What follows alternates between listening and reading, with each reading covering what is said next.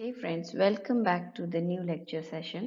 So last lectures में हमने पहला लेसन जो है NCERT या फिर आप कहें 11th standard state board ICSE या फिर CBSE सभी तरह के बोर्ड्स में 11th स्टैंडर्ड का जो सिलेबस है उसे ये कवर कर रहा है। तो लास्ट वीडियो लेक्चर जो हुआ है हमारा उसमें हमने लिविंग वर्ल्ड और diversity in living world discuss कर लिया है।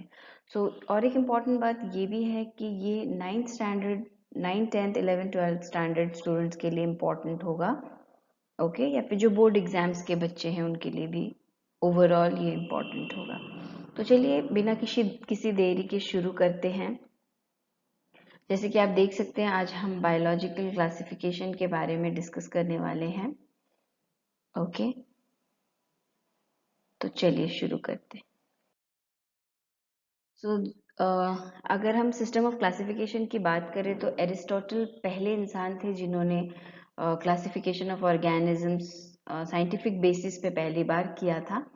मॉर्फोलॉजिकल कैरेक्टर्स को बेसिस मानते हुए किया था। मॉर्फोलॉजिकल कैरेक्टर्स मतलब एक्सटर्नल कैरेक्टर्स, जो भी किसी लिविंग ऑर्गेनिज्म के बाहर से जो कैरेक्टर्स हम ऑब्जर्व कर सकते हैं, जो कि ट्रीज, श्रब्स और हर्ब्स इस तरह से एक्सटर्नली ऑब्जर्व करके उस बेसिस पे उन्होंने क्लासिफिकेशन किया था। उन्होंने इनैमिया और इनेमा और एनेमा इस तरह से इनेमा एंड एनेमा करके भी क्लासिफिकेशन का नाम दिया था। जैसे कि इनेमा उन्होंने कहा animals having red blood, enema उन्होंने कहा animals lacking red blood. Okay, तो इस तरह से पहले स्टार्टिंग, ये बिल्कुल फर्स्ट क्लासिफिकेशन है जब किसी को क्लासिफिकेशन के बारे में कुछ पता नहीं था। देन उसके बाद इनके बाद आया two kingdom classification system. Linnaeus ने क्लासिफाई किया, तो ये नेम्स आपको याद रहने चाहिए। Okay, first classification system was given by Aristotle and the two classification system was given by Linnaeus, and he classified all the organisms into two kingdoms, Plantae and Animalia. Okay, आगे बढ़ते। So demerits of two kingdom classification system. जो kingdom Plantae and एनिमैलिया में जो to kingdom classification Lioness ने दिया, उसके demerits या उसके ड्रॉबैक्स क्या थे, क्योंकि बाद में थ्री किंगडम क्लासिफिकेशन सिस्टम आया। तो उसके drawbacks, two kingdom classification system के ड्रॉबैक्स थे organisms with contrasting characters like eukaryotes and prokaryotes, unicellular and multicellular organisms, and photosynthetic and non-photosynthetic organisms were placed together. तो ये तो बिल्कुल सही नहीं है कि हम यूकैरियोट्स और प्रोकैरियोट्स को एक साथ एक ही कैटेगरी में मान के पढ़े, यूनिसेलुलर मल्टीसेलुलर को एक ही कैटेगरी में मान के पढ़े, या फोटोसिंथेटिक एंड नॉन फोटोसिंथेटिक को एक ही कैटेगरी में कंसिडर करके पढ़ाई करें। ओके, क्योंकि ये ऑपोजिट है, एक दूसरे से कंप्लीटली डिफरेंट है, तो इसलिए इसे एक्सेप्ट नहीं किया गया टू किंगडम क्लासिफिकेशन सिस्टम। और एक बात ये थी कि a large number of organism did not fall into either category. तो बहुत सारे ऐसे ऑर्गेनिजम्स थे जो प्लांटी में भी फॉल नहीं हो रहे थे और एनिमेलिया में भी फॉल नहीं हो रहे थे, इसलिए आ गया three kingdom classification system. Three kingdom classification system दिया गया कार्ल वुड से। तो अभी तक हमने एरिस्टोटल के बारे में पढ़ा, लिनेस के बारे में पढ़ा, और अभी हम कार्ल वुड के बारे में पढ़ रहे हैं, जिन्होंने थ्री किंगडम क्लासिफिकेशन और थ्री डोमेन क्लासिफिकेशन सिस्टम दिया। थ्री डोमेन क्लासिफिकेशन सिस्टम में इसे डिवाइड किया गया archaea, bacteria, eukarya, three domains में, और सिक्स किंगडम्स में।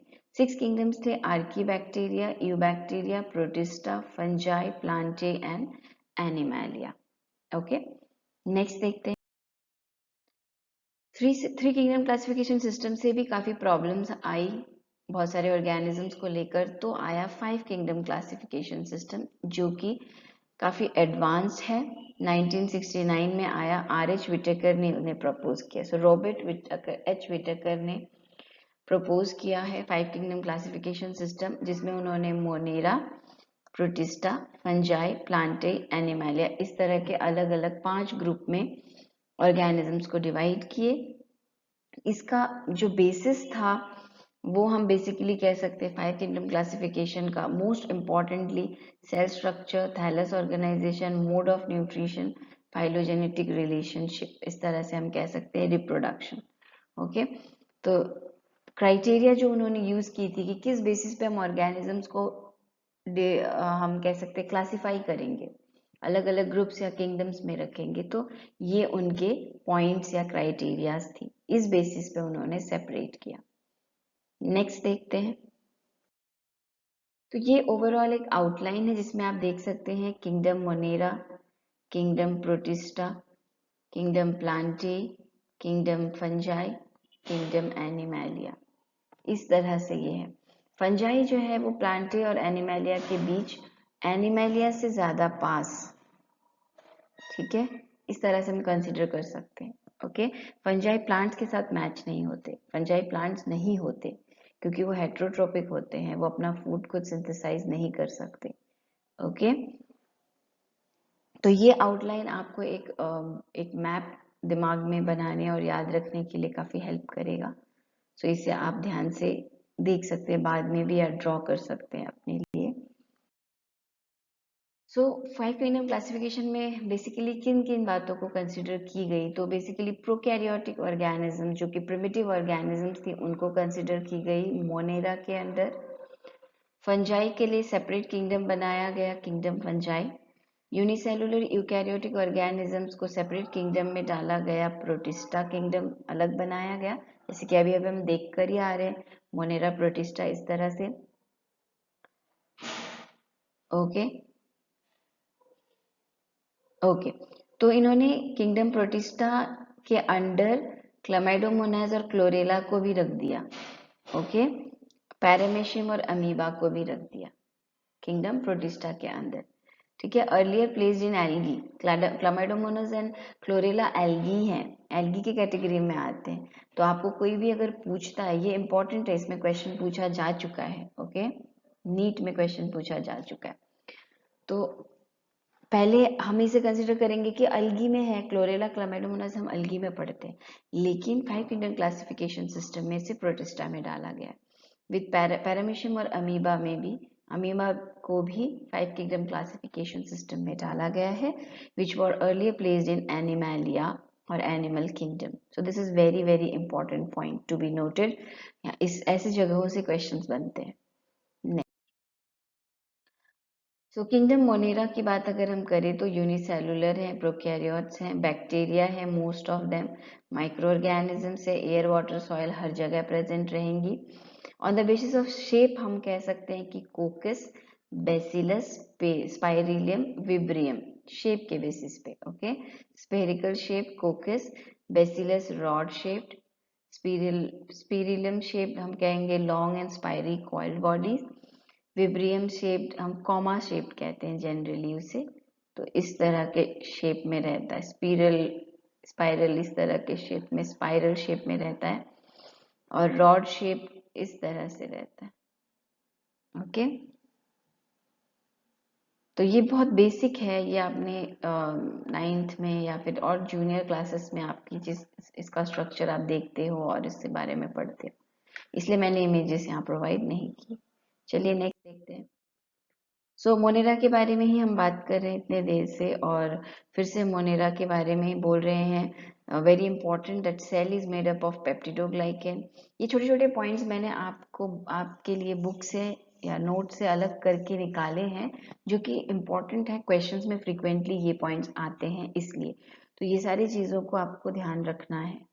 ओके, न्यूक्लियर मेम्ब्रेन नहीं होता, genetic material coiled circular DNA है जिसको न्यूक्लियोइड कहते हैं, ऑटोट्रॉपिक होते हैं, अपना खाना खुद बनाते हैं, मोनेरियन जो बैक्टीरियाज हैं, फोटोसिंथेटिक ऑटोट्रॉपिक और केमोसिंथेटिक ऑटोट्रॉपिक, केमिकल्स को यूज करके खाना बना लेंगे, इनऑर्गेनिक सब्सटेंसेस को, या फिर फोटोसिंथेसिस के बेसिस से भी खाना बना लेंगे लाइट के प्रेजेंस में। सो केमोसिंथेटिक बैक्टीरिया जो केमिकल्स यूज करते हैं, बेसिकली कैसे इनऑर्गेनिक सब्सटेंसेस को यूज करते हैं, नाइट्रेट्स, नाइट्राइट्स, अमोनियम, अमोनिया, ठीक है, एनर्जी प्रोडक्शन के लिए एटीपी के फॉर्म में। ओके, नेक्स्ट है बैक्टीरिया। मोनेरा के अंदर ही जो बैक्टीरिया हैं उनको हम ज़्यादा डिटेल में अगर देखने के लिए गए तो बैक्टीरिया जो डेड एंड डिकम्पोज, अभी हमने बात की कि खाना बनाते हैं, they are autotrophic, either chemosynthetic autotrophic और फोटोट्रोपिक। यहाँ हम कह रहे हैं कि डेड एंड डिकम्पोज मैटर खाते हैं प्लांट्स एंड एनिमल्स, उस पर सर्वाइव करते हैं, ऐसे बैक्टीरिया को सैप्रोफाइट कहा जाएगा। जो लिविंग बॉडी के ऊपर रहते हैं उन्हें पैरासाइट्स कहा जाएगा। जो किसी के साथ एसोसिएशन में रहते हैं, यानी कि मिलजुल कर रहते हैं, म्यूचुअली बेनिफिट होता है एक दूसरे के साथ में रहने का, ठीक है, किसी को कुछ हार्म नहीं है, तो वहाँ सिम्बायंट्स कहते हैं, उन्हें हम सिम्बायंट्स कहते हैं। So during this association, both the organisms are mutually benefited. The most common method of reproduction found in bacteria is fission. ये पूछा जाता है बहुत बार स्टेटमेंट्स में। Primitive type of DNA transfer from one bacterium to another. This method of sexual reproduction is conjugation in bacteria. तो मैंने कोई भी पैराग्राफ या सेंटेंसेस आपके लिए यहाँ कॉपी पेस्ट नहीं की है, इंपॉर्टेंट पॉइंट्स है, ये हमेशा क्वेश्चंस में आते हैं। Okay, under unfavourable condition bacteria produces spores as well. तो आप देख सकते हैं कितनी ज्यादा वेरिएशंस हैं। चलिए नेक्स्ट। तो बैक्टीरिया जो है बेसिकली ग्रुप्ड हुए archaebacteria, eubacteria and cyanobacteria में, जो कि हम अभी देखने वाले हैं। आर्के बैक्टीरिया में बहुत इंपॉर्टेंट बात यह है कि ये एक्सट्रीमिटीज में रहते हैं, यानी कि एक्सट्रीम कंडीशंस में रहते हैं। ओके, तो ज़्यादा सॉल्टी एरिया, हार्श हैबिटेट जिसे हम कहते हैं, हार्श हैबिटेट्स में रहते हैं। Salty areas, halophiles, salty areas में रहने वालों को हम हेलोफाइल्स कहते हैं। Hello salt, files loving, salt loving bacteria. Hot spring, thermoacidophils and marshy areas में मिथेनोजेंस जैसे बैक्टीरियाज रहते हैं। Their cell wall consists of non-cellulosic polysaccharides, proteins and lacks peptidoglycan. तो आर्किबैक्टीरिया में पेप्टिडोग्लाइकेन नहीं है। ओके, आर्किबैक्टीरिया में पेप्टिडोग्लाइकेन एब्सेंट है, जो कि बाकी बैक्टीरियाज में प्रेजेंट रहते हैं। Eubacteria, these are true kind of bacteria. They have rigid cell wall and if motile a flagellum. So motile है तो flagellum present है, rigid cell wall present है। साइनोबैक्टीरिया को ब्लू ग्रीन एल्गी भी कहते हैं, जैसे कि नॉस्टॉक, हमने एग्जांपल्स पढ़े एनाबेना वगैरह। They are found in wide range of habitats. Okay, तो जनरली अगर हम साइनोबैक्टीरिया की बात कर रहे हैं तो वाटर बॉडीज में ज़्यादा मिलेंगे, पोल्यूटेड वाटर बॉडीज में।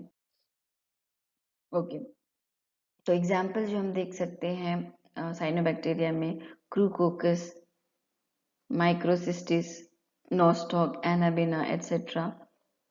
और इनकी जो कॉलोनी है वो जिलेटिनियस शीट से कवर्ड रहती है। नॉस्टॉक के बारे में जिसने पढ़ा है उन्हें पता होगा, एक gelatinous means jelly like sheet से उनका जो स्ट्रक्चर है वो कवर्ड रहता है, क्योंकि वो वाटर में रहते हैं। Some of the cyanobacteria like Nostoc and Anabina have special cells heterocyst for fixing atmospheric nitrogen. तो हम फ्यूचर के लेक्चर्स में जब नाइट्रोजन फिक्सेशन टॉपिक डिस्कस करेंगे वहाँ बहुत डिटेल में डिस्कस करेंगे।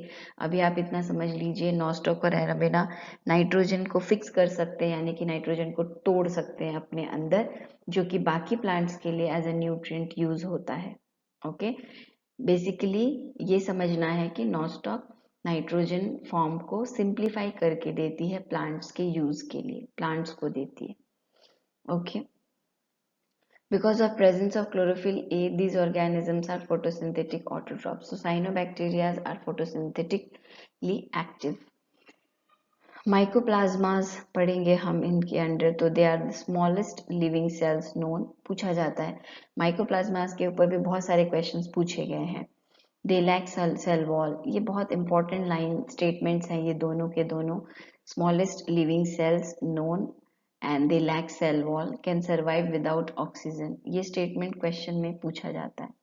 Most of the mycoplasma are pathogenic and causes disease in animals and plants. Kingdom protista पे, अब तक हमने मोनेरा पढ़ रहे थे, अब हम मोनेरा खत्म कर चुके हैं, अब हम आते हैं प्रोटिस्टा की तरफ। तो ये यूनिसेलुलर यूकैरियोट्स हैं।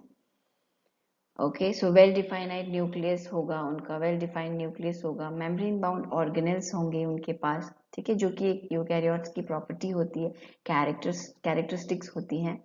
This kingdom acts as a link between kingdom monera and kingdom fungi plantae and animalia. ठीक है, तो अभी थोड़ी देर पहले हमने जो सीक्वेंस देखा था monera, protista, plantae, fungi, animalia, इस तरह से। तो they are saying that protista is a link between monera and these three, yeah, that's true. See, one of the thing why the name they have given as protista, नाम क्यों दिया है protista, नामकरण इसलिए हुआ है।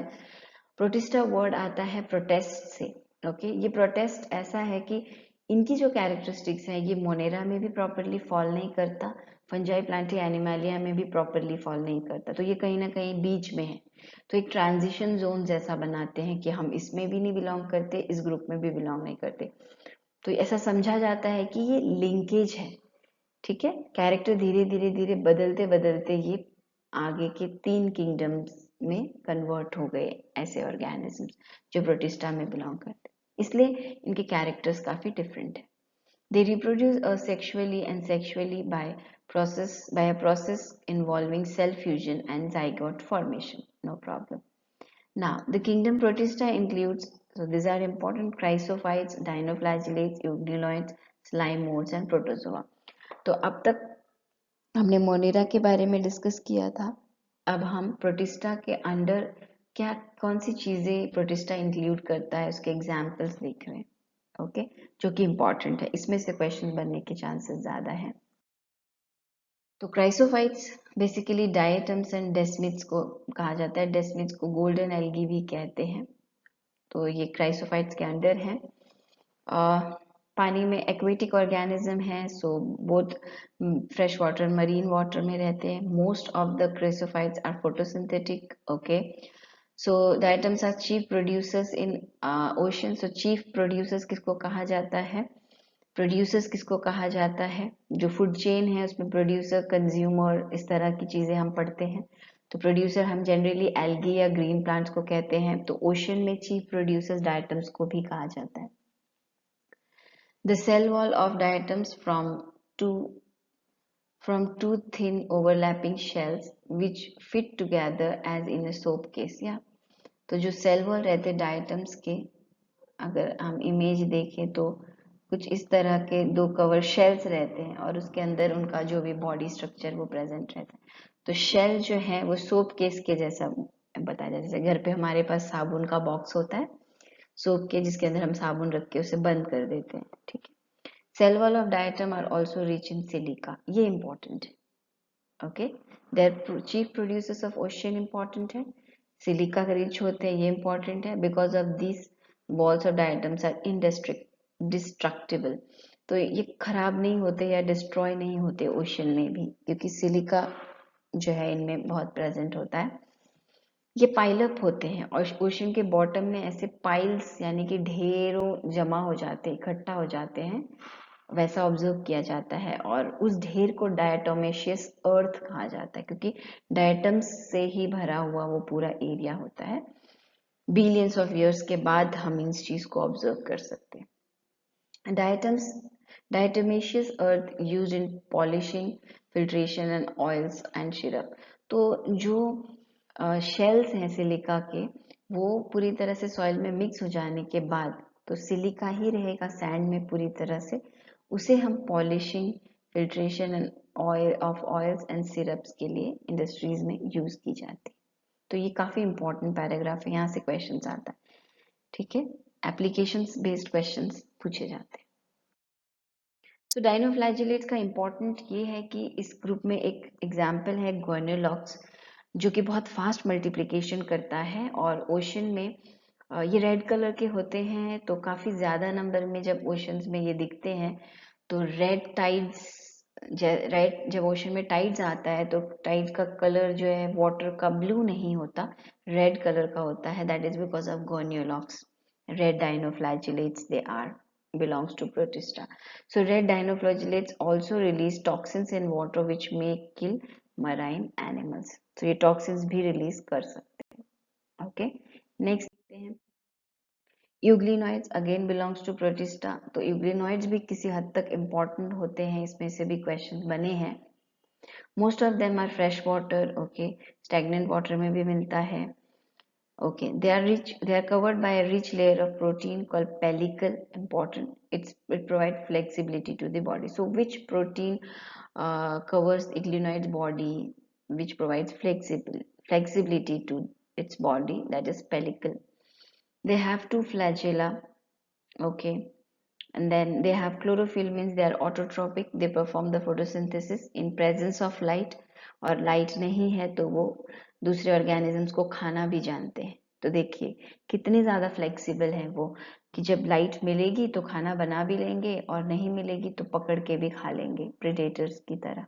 ओके, तो ये एक बहुत ही इम्पोर्टेंट पॉइंट है ग्लिनोइड्स को लेकर, जो कि डायनोफ्लैजिलेट्स या बाकी ग्रुप्स में हमने नहीं देखा. तो इसे ऐसी चीजों को ध्यान रखना होता है.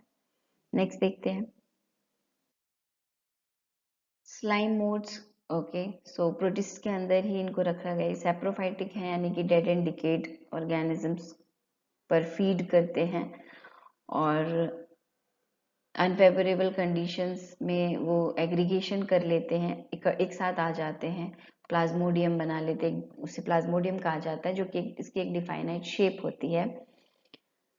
ओके, और ये मूव कर सकती है प्लाज्मोडियम एक जगह से दूसरी जगह, जिसको स्यूडोपोडिया कहते हैं. फॉल्स टाइप ऑफ लेग्स होते हैं उसमें. Pseudopodia means, pseudo means false, podia means legs. During unfavourable condition they transforms into fruiting bodies, क्योंकि खुद को बचाए रखना है अनफेवरेबल कंडीशंस में भी, और फ्रूटिंग बॉडीज की मदद से वो स्पोर्स बनाते हैं. और स्पोर्स जो अनफेवरेबल कंडीशंस को एक्सट्रीमली रेजिस्टेंट होते हैं, तो जब उनका फेवरेबल कंडीशन आता है तो वो स्पोर्स को रिलीज करते हैं और अपने नंबर को बढ़ा लेते हैं और इंक्रीज हो जाते हैं. नेक्स्ट हम देखेंगे प्रोटोजोआंस. इसमें 4 मेजर ग्रुप्स में प्रोटोजोआंस को डिवाइड किया गया है. Amoeboid, flagellated. ओके, 2 हम देखने वाले हैं आगे. सो अमोइबॉइड प्रोटोजोआ के बारे में कहा गया है, इंपॉर्टेंटली एग्जाम्पल ध्यान में रखना है, amoeba and entamoeba. Okay, so pseudopodia, they have pseudopodia for capture. So predator हैं वो. यहाँ से हमें पता चल गया कि वो फोटोसिंथेटिकली एक्टिव नहीं है. They are heterotrophic. Okay, they are either flagellated protozoans में अगर हम देखें तो फ्री लिविंग भी होते हैं, पैरासाइटिक भी होते हैं. ओके, तो फ्लैजिलेटेड प्रोटोजोआंस से स्लीपिंग सिकनेस नाम की बीमारी होती है. आपने कहीं पढ़ा होगा ट्रिपेनोजोमा के बारे में. ओके, ट्रिपेनोजोमा से स्लीपिंग सिकनेस बीमारी होती है. तो ये एक इम्पॉर्टेंट पॉइंट है जो पूछा जा सकता है. नेक्स्ट है सीलिएटेड प्रोटोजोआ, जिनके पास सीलिया होगा. ओके, कॉमन सेंस है. और वो क्यों यूज करेंगे? Capturing of food. Okay, capturing of food और डिफेंस मैकेनिज्म के लिए भी, किसी दुश्मन को अटैक या खुद को बचाने के लिए भी. A cavity called gullet is present which opens to the outside of cell surface and site of is the site of ingestion. तो ingestion means वहां से अपना खाना जो है वो intake करते हैं, जिसे हम उनके केस में, सीलिटेड प्रोटोजोआ के केस में इसे गलेट बोला जाता है. एग्जाम्पल है पैरामीशियम. पैरामीशियम जो कि मलेरिया.